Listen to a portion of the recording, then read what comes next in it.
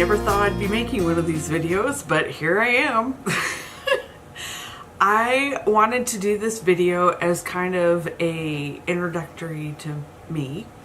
If you've been following my Living Whole Food Plant-Based page for a while now, you have known I've shared just about everything there is to share about my plant-based lifestyle online, other than me.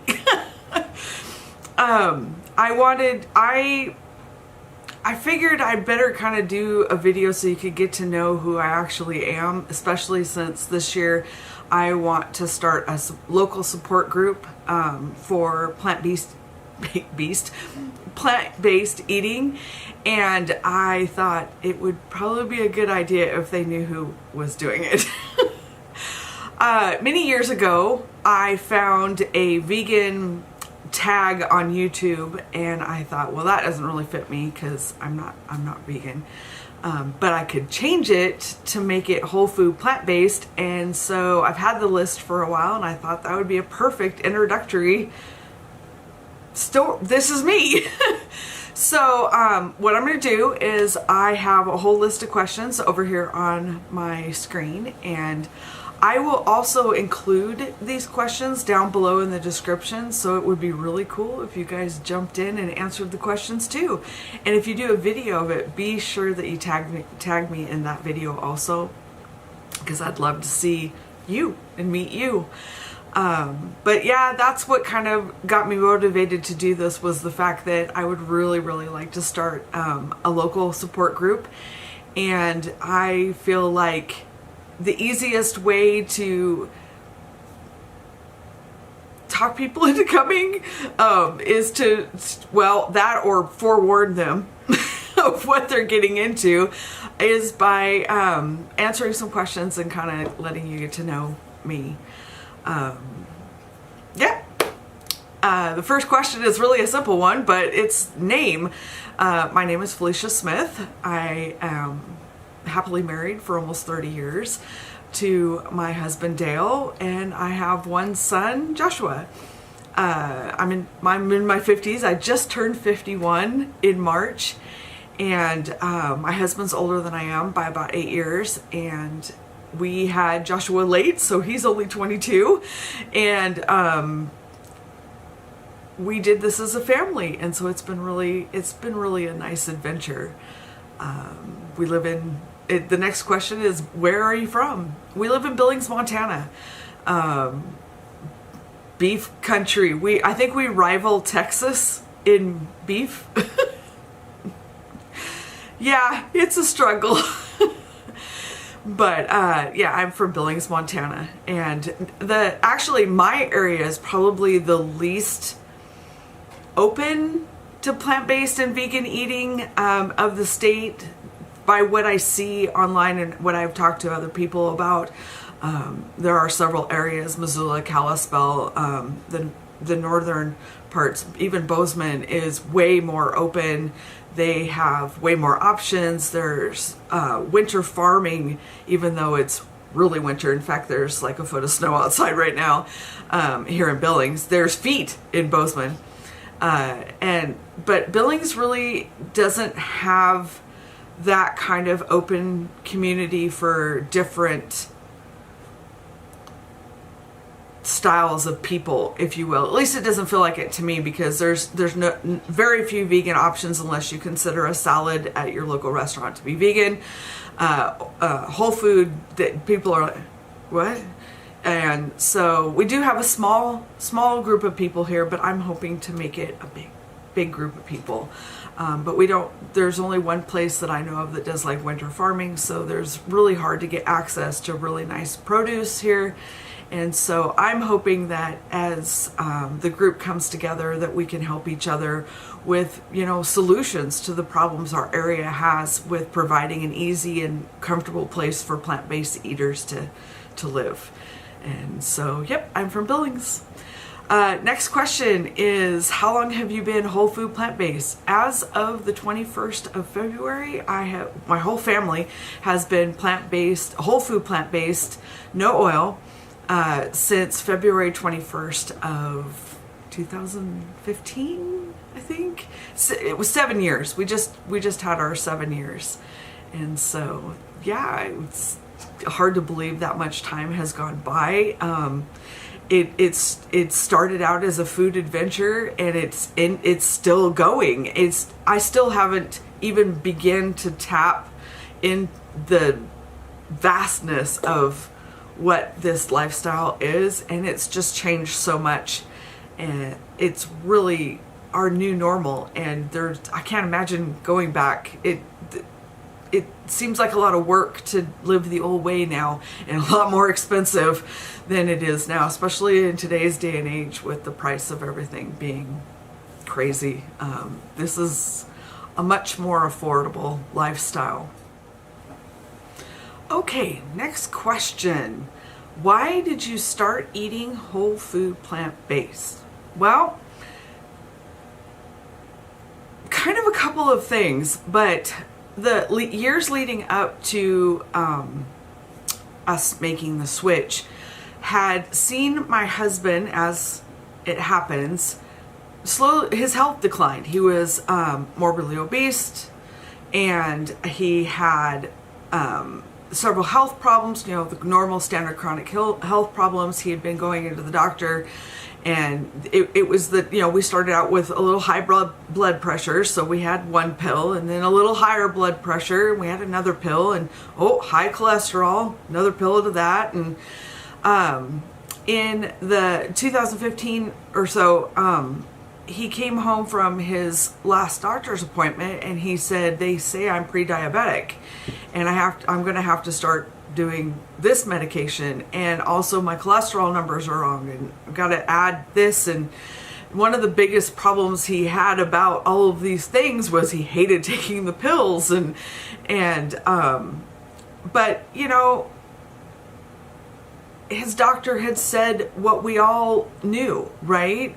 That he's in his 50s, he's a man, he's overweight.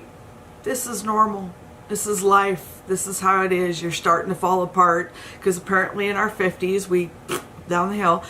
And his doctor told him flat out, between heredity and lifestyle and all of this, this is just the way it is. That he needed to just buckle up, because this was his future. It was normal. That's what it was. And honestly, hopeless. There was a lot of hopelessness in it. Like, we had no power to fix it. This is just this is what everybody does. This is how it works. This is what you do when you turn 50. And so I think we just accepted it. He was on medication. I can't even tell you the names of them. I don't think he could even tell you the names of them, because at some point you trust the doctors. They're taking care of you. They're going to help you. They're going to make you live, all this stuff. So we never even, and who can read the pamphlets that come with this stuff, right? I mean, I can barely read now with my glasses on. So it's like you trusted them. We trusted them to point us in the right direction. It's our doctor. He's a professional. And so we just got used to this being our new normal, pills and that, and over the years we tried to lose weight, and the doctors had said, if you lose a little weight, it'll help, kind of thing. But pretty much that was what our future was. He was headed into getting medications for diabetes. One more thing to add to the list. Great. I'm slowly panicking as we get older, because again, I mentioned he's 8 years older than I am. I'm like, wait a minute, he's 50, I'm 40. I want to be by myself. What do I do?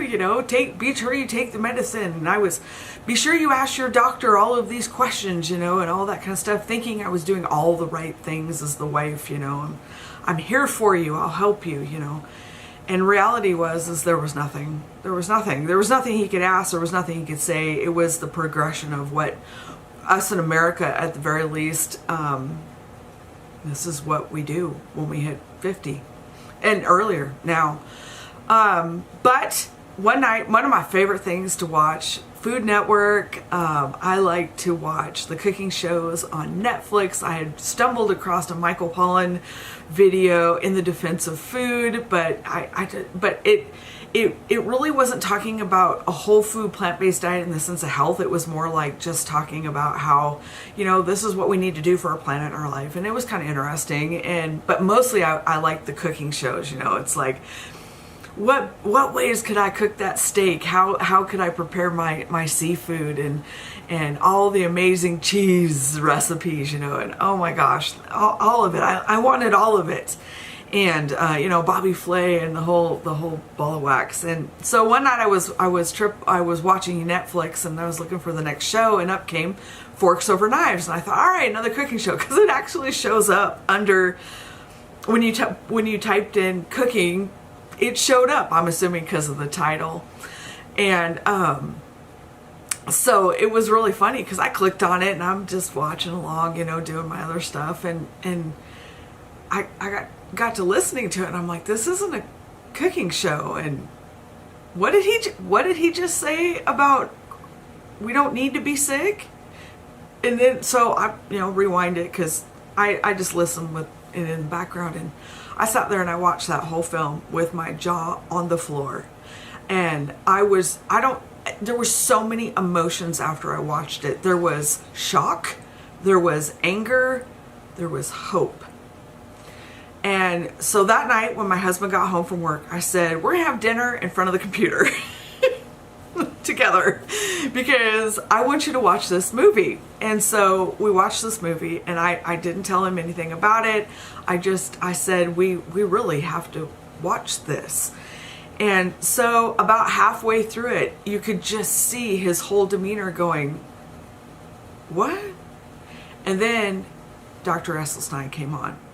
And he said that, you know, that heart disease is, you know, like a paper tiger. We never have to deal with it. We don't have to deal with heart disease. You can reverse it. You can make it go away. You don't want to take those pills? Don't take them. And Dr. Campbell was like, cancer, on off switch, you know. And there was so much in that movie. And we've watched it a dozen times since then, and we still see new things or reiterate. But anyways, he watched the Dr. Esselstyn part of it. And he looked at me and he goes, 30 days, let's do it. And before the video was even done, he's sitting down here watching the movie, and I'm upstairs chucking stuff out of the refrigerator. The video gets over, and he comes up and he's holding the garbage bag. We're just chucking it, you know. And I told him, I'm like, we're not even giving this stuff away. We're not going to kill our friends. We're not going to kill our family with this stuff. It's crap. You know, you open the freezer, we were pulling out bags of chicken wings, and because all we lived on was chicken wings and fast food. I mean, every fast food restaurant knew our name and our order. That's not something to be proud of. You know, and he was just like, 30 days, we're going to do it. And I never thought, I mean, you watch these things and you think, well, okay, and I was so focused on the fact that I was going to, I had a solution for him. I could help him. I could save him. I could make him live to be 1,000. And so we were all in. We were all in. And this is our house. As James Cameron said on Eating to Live, our house is not a democracy, and Joshua just got to eat what we fed him. I mean, he's more than welcome to, at the time, get a job, move out, and eat his own stuff. But we were doing this. But we don't function that way as a family. We do everything together. So it was okay. And by the end of 30 days, it was shocking how fast everything had changed. Shocking. First of all, it was surprising how much food there was out there. My kitchen literally had a thing of Mrs. Dash table salt. I had very few cooking instruments. I had a sheet pan, because how do you heat those tater tots up? You know, I had aluminum lasagna pans, because you can't make tater tot casserole with cheese on it without throwaway pans. And I had one knife. It was a steak knife. We had steak knives. I didn't have a chopping knife. I had no measuring stuff, any of that kind of stuff really. There was nothing. I could fit all of my cooking utensils into a drawer, essentially. And by the end of the month I had started to acquire, but I'm getting a little long-winded, but mostly we started because my husband and his health. They told us if we did this, we would change that future. And I was holding them to it. And 30 days, I made it my mission to make it fun, make it tasty, make it something that we gave our whole heart to, because I didn't want, if I had a chance to change his future and my son's future, I was going to do it. My son, we were a homeschool family. My son had, he wasn't obese or anything, but he was overweight, following the family heredity trend of gain pounds. And I had spent most of my life overweight. At my highest point, I was over 400 pounds.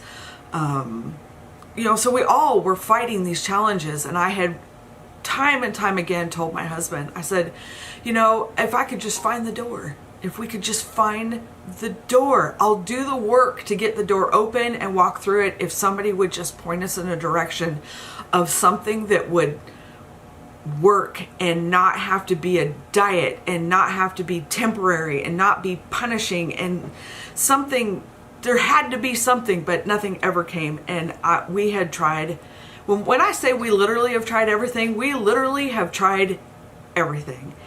And there were still pills coming, and there were still medications, and it was just hopeless. So this video, once I watched Forks Over Knives, and then I found Fed Up. And then I found Hungry for Change. And then I found Food Matters. And there was no going back. 30 days in, we had already dropped a whole bunch of weight. I wasn't in pain anymore. I used to crawl to the bathroom at night to go to the bathroom because I hurt so bad I couldn't stand when I got out of bed. It would take minutes of fully waking up and trying to breathe through the pain to get to the bathroom, which, I was always tired. I didn't feel good. I had my anxiety, the whole ball of wax, and then my husband and his pain. And there was just so much, it was so hopeless. And by the end of 30 days, it was shell shock. Within 2 weeks, we didn't hurt anymore. Did not hurt anymore. I can remember my husband sending me a text in the morning. Did you know I don't hurt when I got up this morning? And so, I texted him back and I said, now that you say that, I don't either.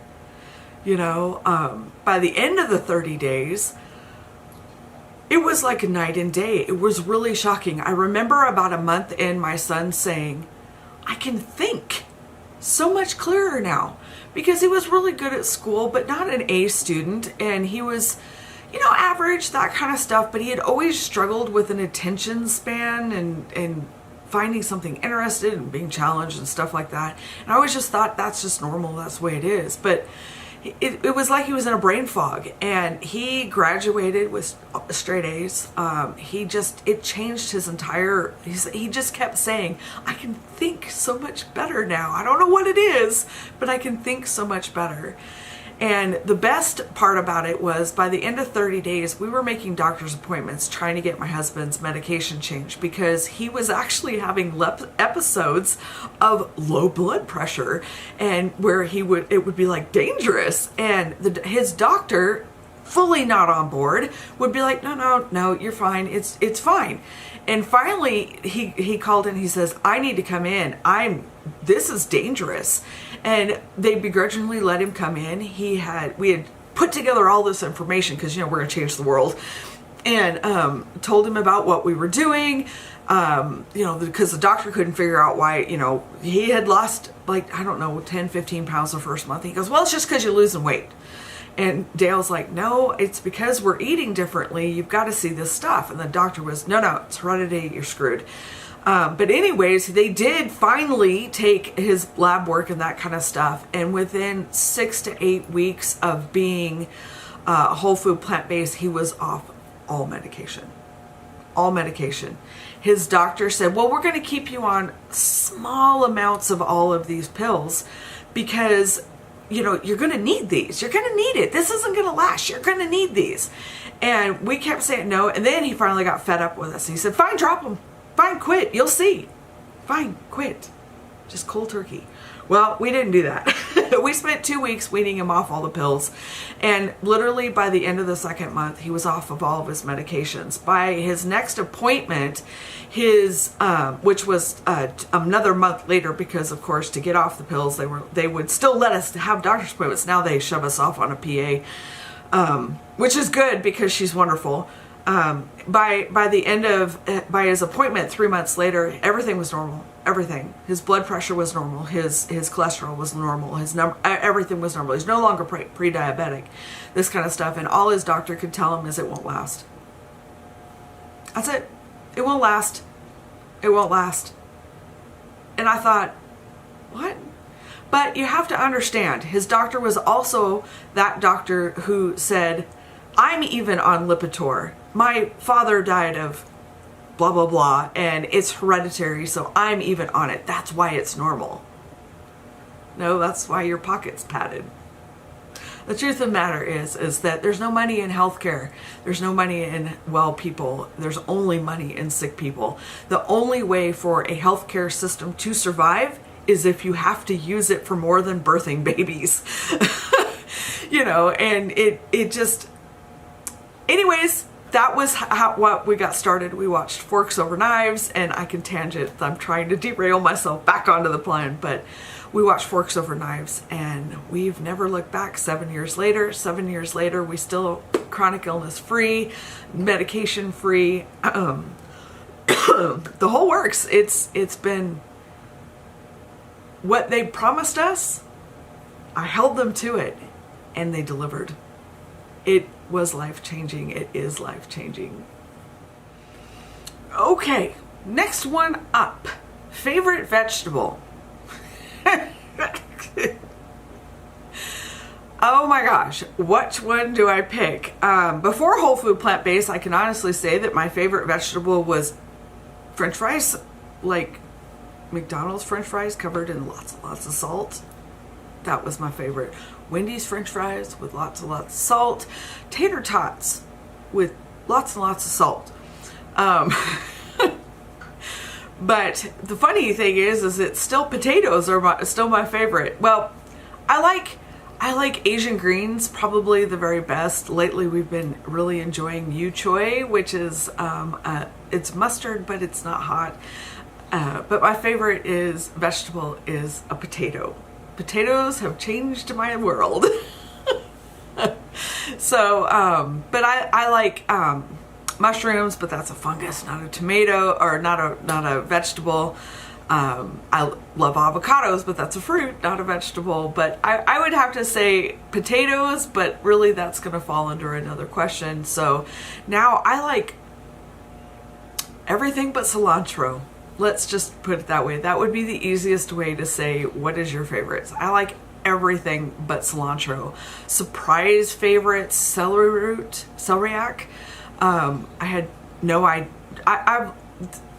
Wow, the food world is amazing. I had no idea how much food was out there. I had no idea. And you walk through the grocery stores, and when you're not whole food plant-based, you walk to very specific sections of the store, because you don't need in that health food stuff. You need in the chip aisle and the prepackaged macaroni and cheese and the iceberg lettuce with ranch dressing aisle. That's it. That's all you need. You don't need anything else. I don't know what was in those aisles. I'd never been into half the other aisles in the grocery store. And vegetables, do we have to? I did like broccoli because, you know, you mix that with your beef and your teriyaki and that kind of stuff. But now, I don't... there isn't a vegetable I won't try. There isn't a vegetable that I really don't like. Again, cilantro. Not cilantro. I don't think that's a vegetable though. That's an herb.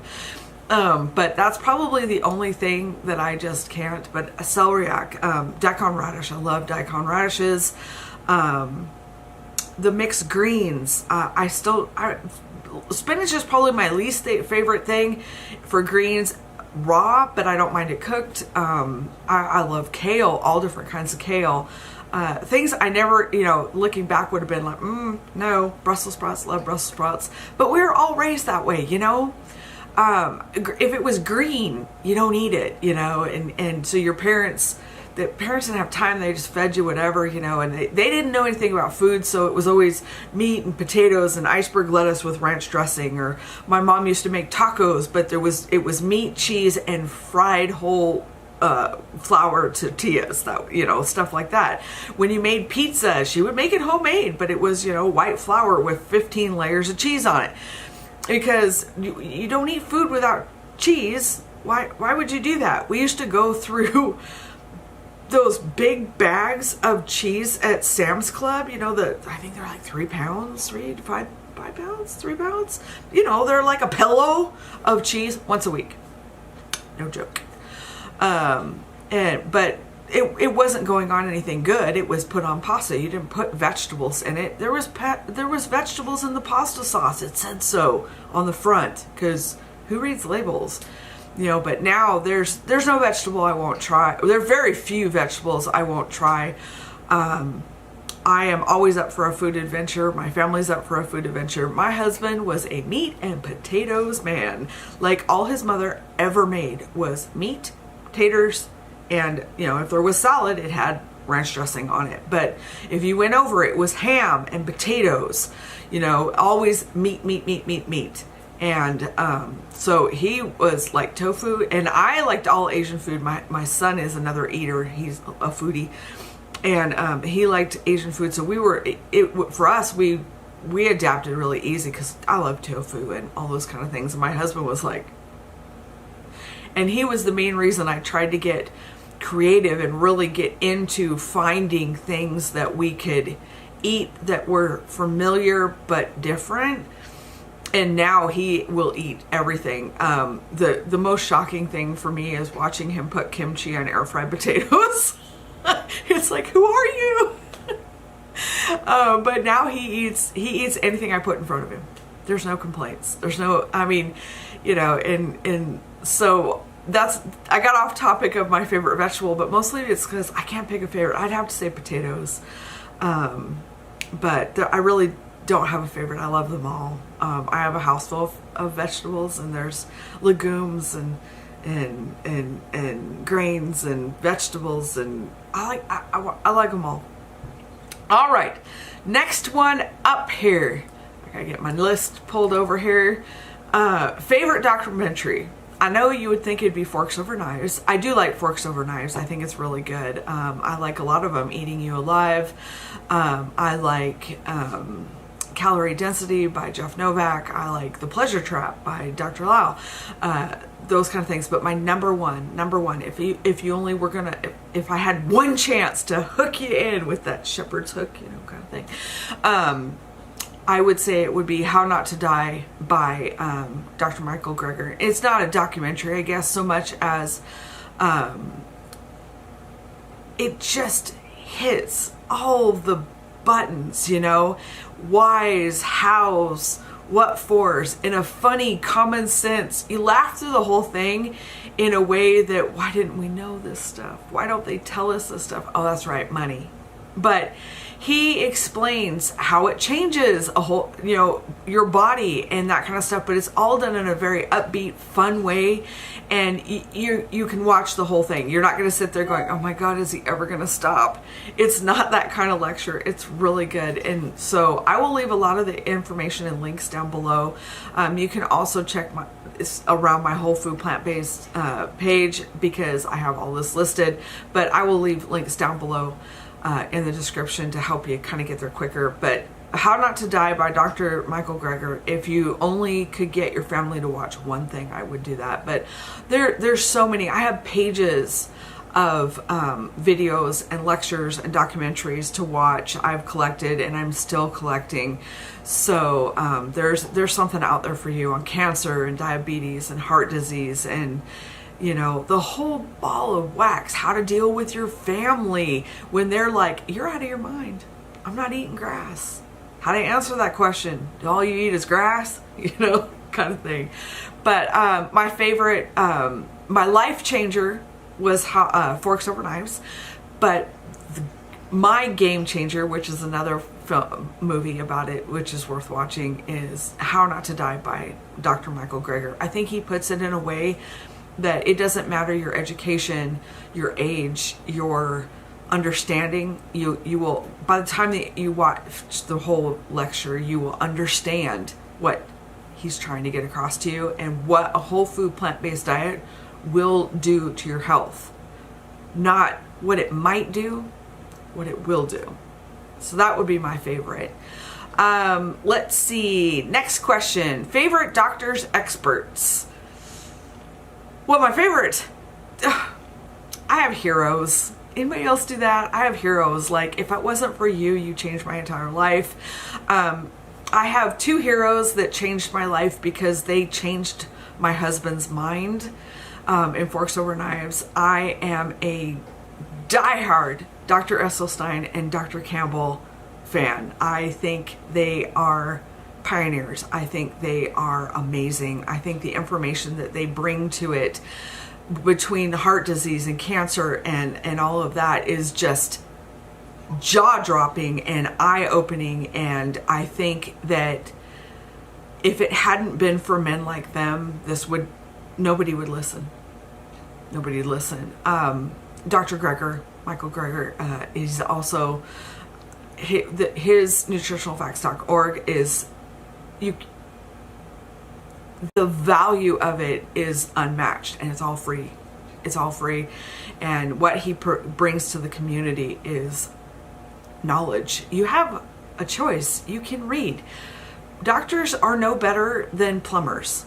You pay a plumber to come and take care of your plumbing problems, and if they don't do a good job, you hold them accountable for that. I don't know why we don't do that with our medical professionals. Just because they went to school does not make them infallible, and we have the right to question them. We pay them to do the job. They aren't doing it out of the kindness of their heart. We hired them to do a job, so we should be able to question them. Wait a minute, you told me I had to take this medication because blah, blah, blah. Why aren't I getting better? But we're trained. Don't ask questions. They're the professional. They know what they're doing. You are not trained in medical, therefore you're too stupid to function. Just go with it. And the truth of the matter is there's no difference between a plumber and a doctor other than years they spent in school. And the cost of getting your plumbing fixed is not much cheaper. But you would hold your accountant responsible. You would hold your plumber responsible for their work. You would hold your mechanic responsible if your car doesn't still run well down the road. So why don't we hold our doctors accountable? Why are we not doing that? We have the right to question. Just because we're not educated doesn't mean we're not educated about our own bodies. And we have the right to say, what? But what about this? But I would have to say Dr. Esselstyn, Caldwell Esselstyn, and Dr. T. Colin Campbell are easily my favorite doctors. Michael Greger, Jeff Novak, Dr. Lau, Dr. Neil Barnard. There's so many. Dr. Ornish. There's so many. There's so many. This is not a fad. This is not a diet. There are actual professional people that actually, the reason I like them so much is their whole philosophy is question it. Question it. Question it. But there's too many to list, but those are probably my top ones. All right. Just for fun, I'm going to read it off here because memorization's not my strong suit. Plus, I get off on tangents. For fun, what is your favorite whole food plant-based quote? Let's see. I have 3-ish, 4, a couple of them. If you don't take time for your wellness today, you'll be forced to take time for your illness tomorrow. If it came from a plant, eat it. If it's made in a plant, leave it. Some people think that a plant-based whole food diet is extreme. 500,000 people a year will have their chests open up, a vein taken from their leg and sewn into the coronary arteries. Some people would say that was extreme. Go Dr. Esselstyn. The food you put in your mouth can either hurt you or heal you. And when I read this morning, that while I was getting ready for this, it popped up. It says, don't let age change you. Change the way you age. That's my new favorite one. because we have the power. We have the power to change how we age. 50 is not the downhill slope. You realize that you have a potential of 50 years left at 50? It's why when I see 60-year-olds and 70-year-olds going, oh, it's not worth it. I've already lived my life. I'm set in my ways. This is it. Wait. At 60 years old, you have a potential of 40 years left. At 70 years old, you have a potential of 30 years left. That's an adult. At 80, you have a potential of 20 years left. That's your child. You raised your child in 20 years. So, yeah. So I like that quote a lot. Let's see what I next one up by my list here. Is your whole family plant-based or just you? Why or why not? Have you been here long? They're plant-based because they don't want to starve. And they don't want to cook it themselves. They don't want to plan for it. And in my house, mama rules. No, the fact of the matter is that it probably would have brought my husband and I to a divorce. After I started learning, there was no going back. I was just like, you are doing this stuff. You are not going to leave me early in life because you're stubborn about food. If all of this can be changed about food, I'll make you a deal. I'll make it, you eat it. And that's how my house works. My son is a lot more adventurous, so he gets into the cooking and the food adventures and that kind of stuff, which is fine. But if you do not have your family on board, you need to take a deep look in yourself, because would you buy alcohol for your alcoholic spouse once you knew that they're killing themselves? Would you keep buying those cigarettes for your smoking spouse when you know it's killing them? Would you hand your baby the spoon to stick it in the socket because that's wrong? That's the food that you're putting in your kids' bodies. And to me, I just could not imagine being the reason my husband stayed sick and my son got sicker. I couldn't be responsible for that. I couldn't do it. I couldn't live in a house where I said it's not okay to be sick, fat, and dying, but if you're stubborn enough, you can do whatever you want. It just doesn't work. Like I told my husband, if you love me, you will do this for me too. You should not have to face a future of your spouse's medical troubles because they're stubborn about food. That's not in the contract. That's not what you signed up for when you got married. It's not your job to enable them with bad behavior once they know what it is. It's the same with your kids. Wouldn't you want them to have a healthy future? And so my whole family does this. I will not pay for his bad health. I will not be punished for his bad health. I don't think that as one of the two of us who wants that will end up hopefully living a longer, healthier life has to put up with something due to food and stubbornness that I would have to take care of him for more years for no reason other than this. Now, things we can't avoid, I have no problem with that. I signed the paperwork. But to knowingly spend the next 30 years watching him slowly kill himself when there was a solution, no, I can't do that. And there's no way I'd set my son up for that kind of failure. And I know everybody has their own reasons. I know that I've spoken to hundreds and hundreds of people over the years of, well, you just don't understand how my spouse is. And you're right, I don't. Because if your spouse doesn't support you and doesn't want to get healthy with you at the same time, that says a lot about a lot. But for me and my family, we do this as a family. We have succeeded as a family. It's been life-changing as a family. And gosh, it's been easier as a family. Okay, next question. Oh, well, this kind of takes us back to the favorite vegetable. What is your favorite starch? Every time I talk to people about food, they tell me, oh, I miss carbohydrates, because we all did the Atkins. We all did it. We all did it. And now it's what? Paleo or keto, or I don't know. The more complicated they make the name, the more real it must be. caveman diet, you know, all this kind of crap. And you can't have pasta, and you can't have bread, and you can't have potatoes, and you can't have corn, and you can't have any of these starchy vegetables because they'll make you fat. Wait a minute. There's almost no fat in potatoes. There's almost no fat in corn. There's almost no, you know, it's not high in carbohydrates in the grand scheme of it. What's the problem here? Well, it's how you cook everything, right? I mean, potatoes are harmless until you cut them into fries and dump them in the oil. But my favorite starch is a potato. It's a running joke on our page and on our Facebook group that taters for the win. My family does the Mary's Mini challenges twice a year just for fun, and it's all potatoes. The potatoes are so much more than mashed potatoes and French fries. I have made amazing things out of potatoes that I didn't know you can even do. I didn't know there was varieties of potatoes: sweet potatoes, white potatoes, red potatoes, purple potatoes, Japanese potatoes, all kinds of potatoes. There's so many different kinds of potatoes. I had no idea. And all the different things that you can make out of them, from tortillas to pancakes to bread to all kinds of stuff. So my favorite starch is potatoes. And one of the things I love about being whole food plant-based is pasta. No, carbohydrates are not the evil. It's how you eat them.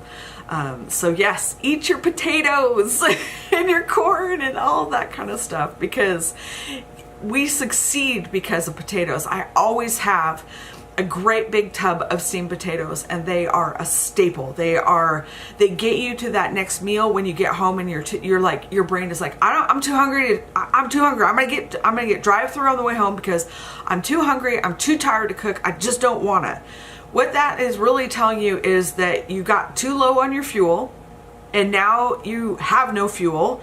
And even though you could stop at a drive-through restaurant, it's not going to fuel you for very long. Why not have potatoes ready to go? By the time you get home, nuke them for 30 seconds and throw some mustard on them. It will re-energize you, and you'll be ready to cook an actual good meal. Or if you do meal planning and batch cooking and stuff, you should already have something at home to eat. But potatoes are always in our refrigerator. Pre-cooked, we always have raw in the pantry. We always have several kinds, and they are staples in our house. Okay, let's see what's next. Okay, next up. Are you tired yet? Are you done yet? I'm only halfway. I probably should have not had so many questions, but whatever. Maybe I'll break it into two. We'll see. Okay, anyways, number 11.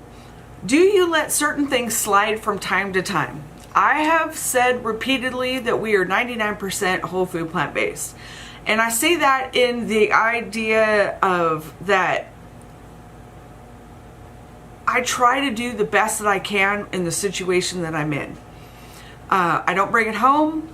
It's really hard to avoid oils, that kind of stuff when you are traveling or when you're eating out. Sometimes I want to just eat out and not worry about it. I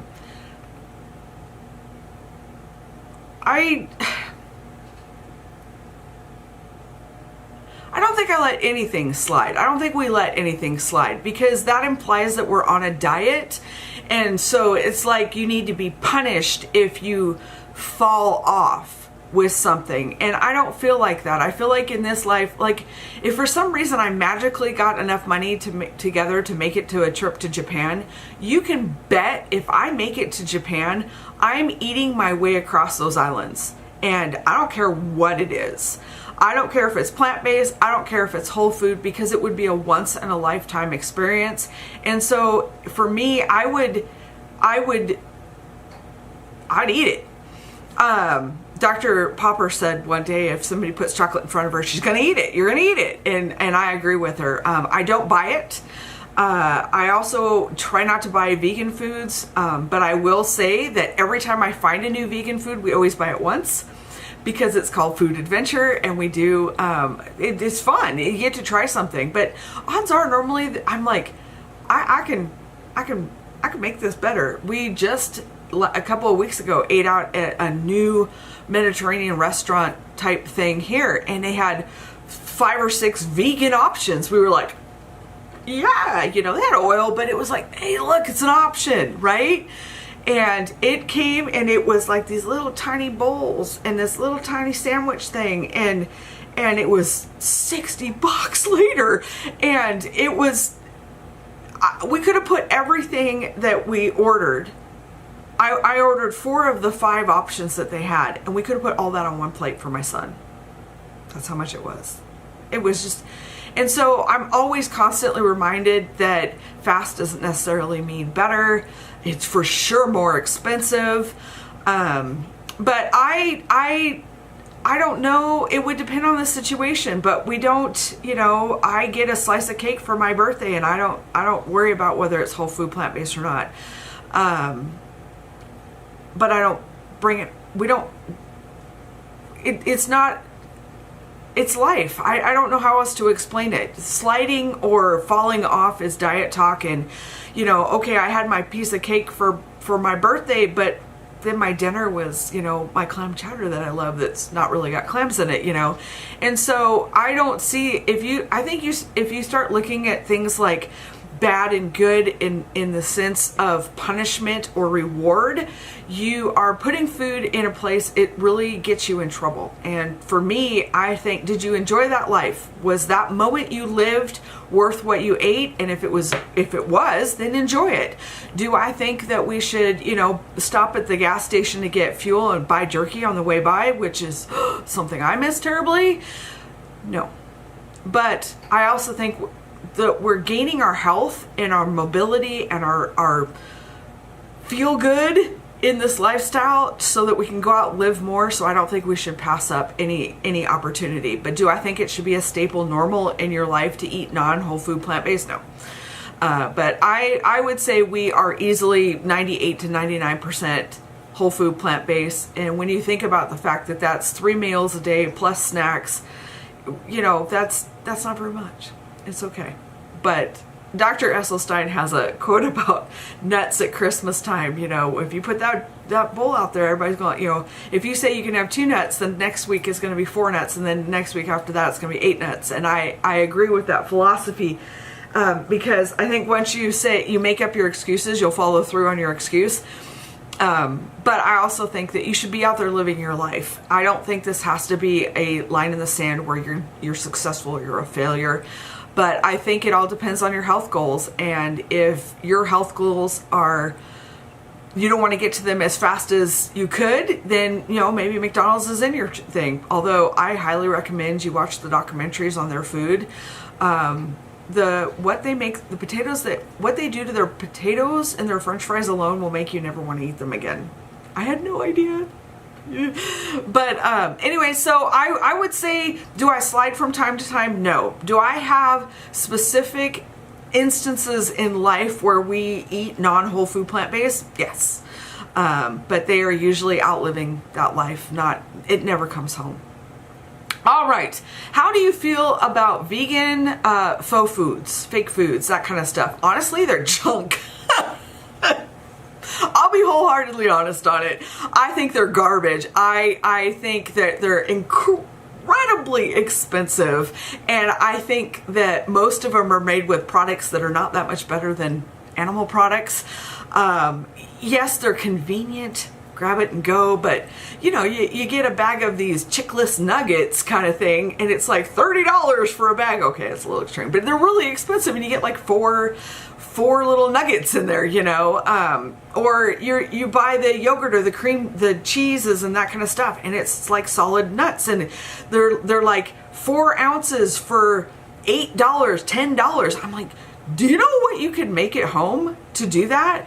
And then there's almost always, you have to excuse me, my nose is driving me nuts. I don't know what it is about talking, but anyways, there's always the shortcuts to health are not shortcuts, they're long cuts. Also, if you are a standard American diet eater and you're trying to break old habits, you're trying to become healthier, you're trying to get away from those things that are making you sick, like cheese and meat and dairy and that kind of stuff, you are not making the process easier.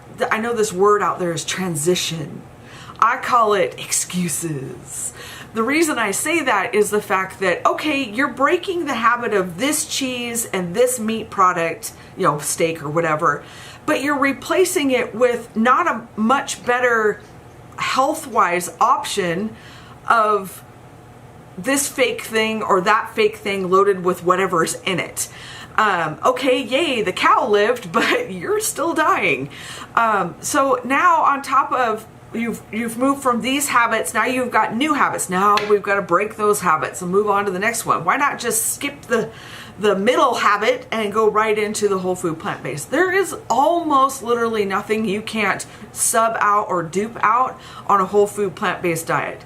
And I even mean like deli meats and cheeses and all this kind of stuff that you can make at home that isn't loaded in oil, isn't loaded in mysterious single ingredients like pea proteins and stuff like that, that taste amazing. So I've tried them. I won't, I'm not going to deny it that I've tried probably everything we've run across, mostly because curiosity killed the cat. I don't really ever try anything thinking this is going to be a new staple in our pantry. I always just try it as it's a food adventure because it's loaded with crap. So why would I keep eating it? But it's fun. But I also consider it no different than the standard American diet. I think there are options out there, but I think for the most part, it's not worth your money. If nothing else, we're a health poor country and we're a money poor country. Everybody complains that they're broke. Well, don't buy this shit. I mean, it's all very, very expensive. Now, it's very, very expensive, if nothing else, to your health and to your life. So, yes, I have eaten it. I've probably tried just about anything that we've come across. I have not tried the Beyond Burgers and that stuff. Have you read the ingredients labels on those? I can't even get past that one. But in general, I've tried it, but we don't eat them. We don't use them in the house. I make yogurt. I make cheese. I make what I make because I can make for that $8 for that little tub of cheese spread. I can make a bowl this big. So no, I don't. I buy it, but I don't live on it, I guess is the best way to put it. All right, let's see. Next one. Okay, next one. What do you do about the holidays? We celebrate them. One of the best things we ever decided early on was that I was going to find ways of making the holidays still be based around food because I'm American. We do everything for food. And so I set out to figure out how to make sticky buns and chocolate chip cookies and I can't make a ham. I have tried making a ham. That recipe was a fail. I've made brisket. I have made barbecue. I have made meatloaf. We now eat meatloaf for Thanksgiving instead of turkey, which is good for me because the funniest thing when I ever hear people say, yeah, I struggle, what do you do about the turkey? And I always ask them, okay, back up here. What is your favorite thing about eating at Thanksgiving besides being able to eat till you pass out? It's always a side. Oh, I like the stuffing. I like the gravy. I like the mashed potatoes. Rarely does anybody goes, that turkey, mwah, that was to die for. They always go, no, I like the cranberry sauce, and they slather it all over that turkey. So I always say, if it wasn't your favorite thing, why not replace it anyways, And I actually think holidays are a huge opportunity for you to knock your family's socks off with new foods, because you can make an amazing bowl of mashed potatoes that taste rich and decadent and creamy and buttery and that kind of stuff, and it not have a single animal product in it, and nobody will know. Gravy, you make all kinds of gravies, nobody will know. And my advice for the holidays is use it as a chance to shock your family. Don't tell them, say, I'm gonna bring the green bean casserole this year. And even if you still put the crunchy onions on top of it, everything else will be still whole food plant-based. And, but I say celebrate it. Find a way to make those die-hard family recipes whole food plant-based, or at least at the very least plant-based, the best you can do, because it is the holidays. This is your 1%, right? But we don't hide. I don't care what my family thinks. Well, that's a whole other tangent. We don't do family on that level, but I don't care what people think about how I eat. You can play the tie-dyed thing. You can play the, oh, that's gross, that's tree hugging thing and all that. But the reality is that I'm pretty sure I could shock you with the food. I'm pretty sure I can get you through an entire dinner of whole food plant-based and you wouldn't even realize it was animal product free. And so I take it as a personal challenge. I'm going to make you try it and you're going to like it. I'll take the challenge. I will make it taste good and I'll bet you like it. So the holidays, we do the old standbys. You know, Santa Claus comes with the hot cocoa and the carrots for the reindeer. Santa Claus actually lives 3 houses down from us. I kid you not. He came every year as he went to the hospital to visit the sick kids. But yeah, Santa Claus. And he got cookies and milk. And this year, my son's 22 and he will still get cookies and milk and hot chocolate. And like I said, sticky buns have to happen, and snickerdoodles and mashed potatoes and gravy and green bean casserole and buns with butter, not real butter, but it tastes like butter, you know. But so yeah, we celebrate it. Holidays, why not? Why not? There is a recipe out there to convert whatever you do, or there's somebody that will help you convert it. Reach out, try it. You know, I know a lot of the gurus say, you know, make your holidays about more than food. Change what you focus on your holidays. Dude, I don't know about you, but the holidays are food. That's a fun part, you know. So I'd rather just change what we eat and what our new traditions are. How fun is it that for the first time in your life, you get to make your own traditions. You get to take family traditions and turn them into your traditions. I take it as a challenge and I think it's fun. We celebrate them with food. Lots of food. All right, next question. What is the one thing you make now that you would have never made before? Oh my God. The list would be easier to say, what did you always used to make that you never would make again? I don't even know where to start with that. Chickpeas. Did you know you can make cookies out of chickpeas? Did you know you can make cookies out of bean water? Aquafaba. Everything I make is something I would have never made before. Anything that has greens in it. We made sushi just the other day and it was yu choy with shiitake mushrooms and onions and brown rice. What? It wasn't minute rice? Everything. Every single trip to town is a food adventure. Every new recipe is a food adventure.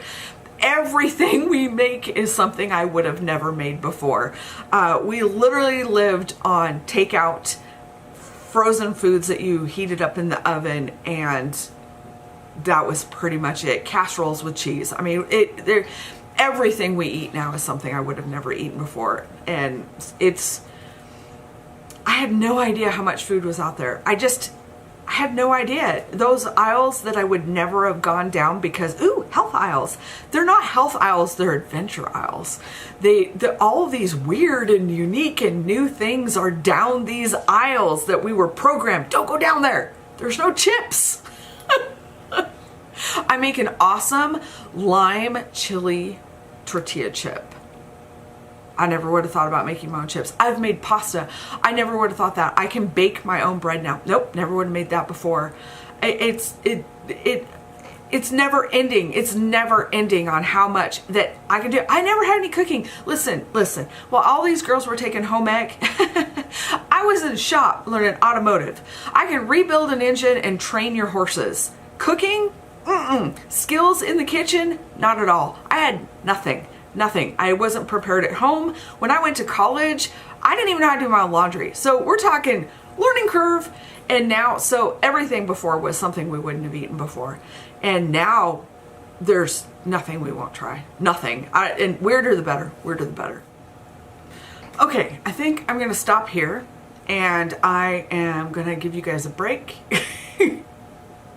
from this, and I will put the second half of the questions in another video, and that way you can, you know, you can watch them at your leisure instead of one long great big one.